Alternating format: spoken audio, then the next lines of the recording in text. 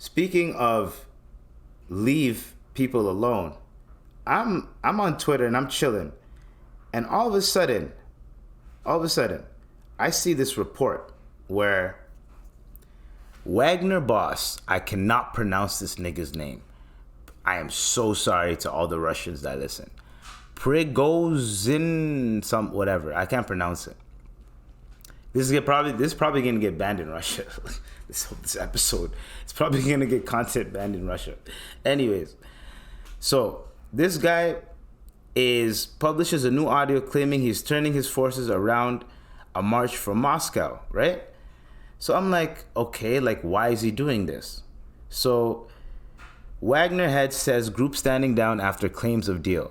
Wagner boss said he was turning his forces around from a march towards Moscow shortly after the Belarusian government claimed President Alexander Lukashenko had reached a deal with him to halt the advance. Earlier, Russian President Vladimir Putin vowed to punish those behind the armed uprising after the head of the Wagner private army company launched an insurrection and claimed control of military facilities in 2 Russian cities.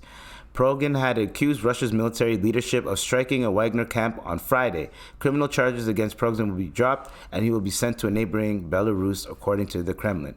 In Ukraine, President Vladimir Zelensky claimed that Putin is very afraid following Wagner's actions, while the defense official also said Ukrainian forces launched simultaneous counteroffensives in multiple directions. So, something's going on with the war. So I said, wait a minute, an insurrection happened? Meaning, is there a Russian civil war going on? So I think Russia was also using private militia, or like a Russian private militia. I think the Wagner company, I think they were using them, and the Russians hit them by accident probably. And then they said, oh yeah, you're going to hit us? We're going to hit you guys back. So now there's a little civil war going on, right? So I have the article right here. Thank you, CNN. Shout out to CNN. This is CP24, this article. Russia says Wagner Group's leader will move to Belarus after his rebellious march challenged Putin. So the rebellious Russian mercenary commander who ordered his troops to march on Moscow before abruptly reversing course will move to neighboring Belarus and will not face persecution. Charges for mounting an armed rebellion will be dropped, and the troops who joined him will also not be prosecuted. Oh, so Putin had vowed to punish those behind the armed uprising led by his one-time protege, whose forces seized the key military facility in southern Russia before advancing in the capital. In a televised speech to the nation, Putin called the rebellion a betrayal and treason. So he's allowing his forces to go free. Putin's highest goal was to avoid bloodshed and internal confrontation with unpredictable results. Moscow had braced for the arrival of the Wagner force by erecting checkpoints with armored vehicles of troops on the city's southern address square was shut down, and the mayor urged motorists to stay off some roads. After a deal was struck, the men, they left, and then they wanted to avoid shedding Russian blood. His troops were ordered back to their field camps in Ukraine, where they have been fighting alongside Russian regular soldiers. See?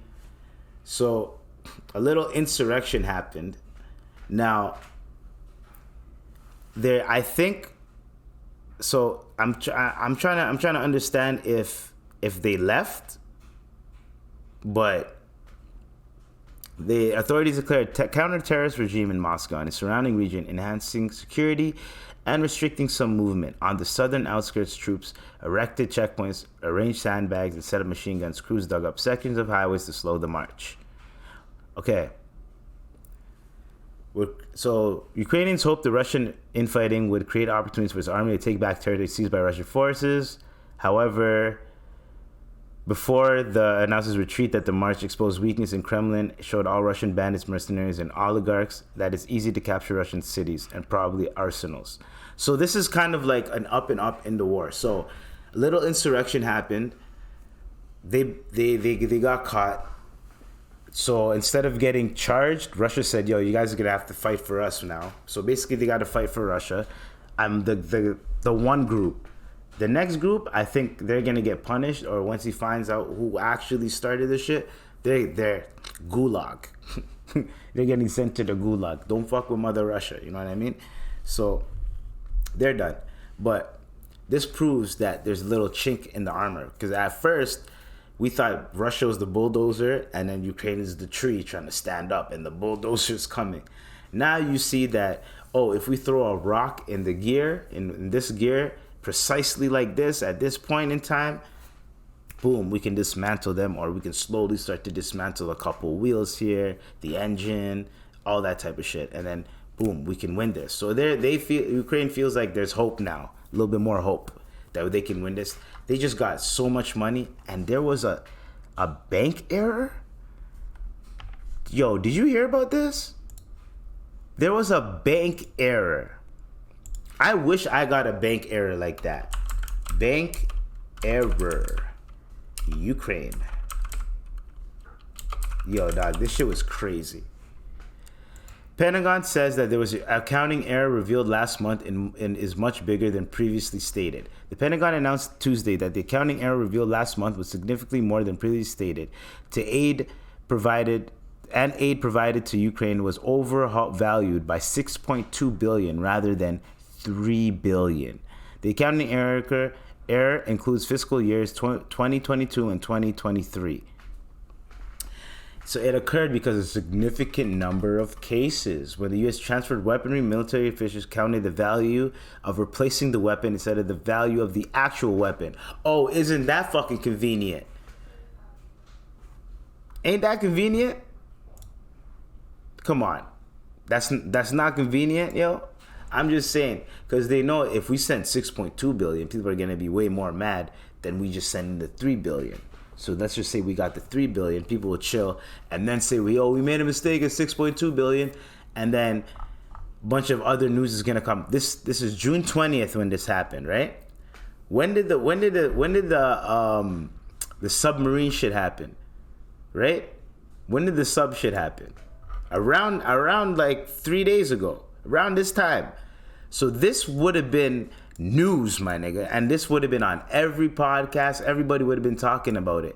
But guess what? The sub shit happened. Guess what? The migrant ship. This is what we should have been focusing on. It's the accounting error. However, what do I know, man? I just cook for a living. I cook and I do podcasts for a living. What the hell do I know? But what I know is that is fishy. Something wrong with that. That's just fishy. Y'all don't feel like, so what, the accounting firm is just like, oh, embarrassing. My bad. Like, come on, bro. Come on. Stop the cap. Don't lie to me. You ain't gonna lie to me. You ain't gonna lie to me. That's why I know that you niggas is lame. You ain't gonna lie to me. You niggas are mine. You eat, cause you're broke. I got what you need. You niggas is lame. You ain't gotta lie to me. I'm sorry, guys. That's that French Montana and Max B.